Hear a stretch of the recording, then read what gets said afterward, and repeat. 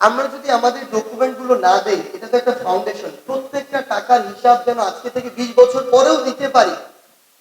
এক সময় খুনি শেখ হাসিনা বলতো দেশের অন্যতম একজন প্রধানমন্ত্রী বেগম খালেদা জিয়া এতিমের টাকা নাকি আত্মসাৎ করেছে। কত টাকা? মাত্র 2 কোটি টাকা।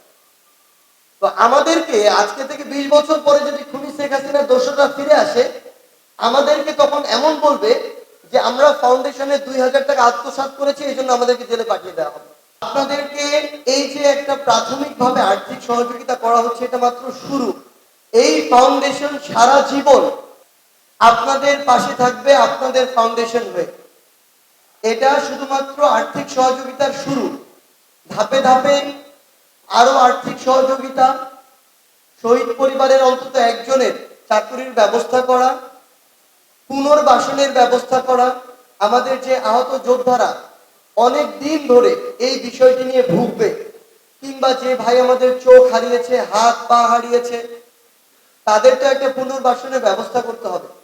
যারা 5ই আগস্টের পূর্বে শহীদ হয়েছে, 18 জুলাই, 19 জুলাই, 20 জুলাই, তাদের কিন্তু অনেকেরই ডেথ সার্টিফিকেট নাই।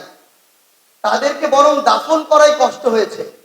ওই টাইমে খুনি হাসিনা তার দোসর এবং প্রশাসনকে ব্যবহার করে বরং ওই মানুষগুলোকে দাফন দেওয়ার জন্য বিভিন্নভাবে ওই কাজও বাধাগ্রস্ত করেছেন। এটাই সত্যি কথা। হসপিটালে গিয়ে আমাদের আহত যোদ্ধারা চিকিৎসা পায়নি, হসপিটালের ভিতরে গিয়ে ছাত্রলীগ যুবলীগ হামলা করেছে।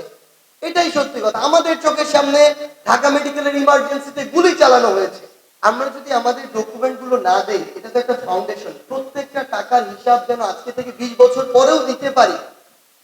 এক সময় খুনি শেখ হাসিনা বলতো দেশের অন্যতম একজন প্রধানমন্ত্রী বেগম খালেদা জিয়া এতিমের টাকা নাকি আত্মসাৎ করেছে। কত টাকা? মাত্র 2 কোটি টাকা।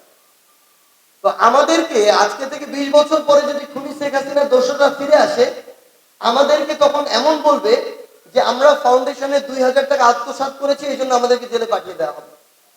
এবং এটা শুধু আমাদের সাথে সম্পর্কিত নয়, আমাদের সবার আত্মসম্মানের সাথে সম্পর্কিত। এই জন্য আমাদের ডকুমেন্টস গুলো লাগবে।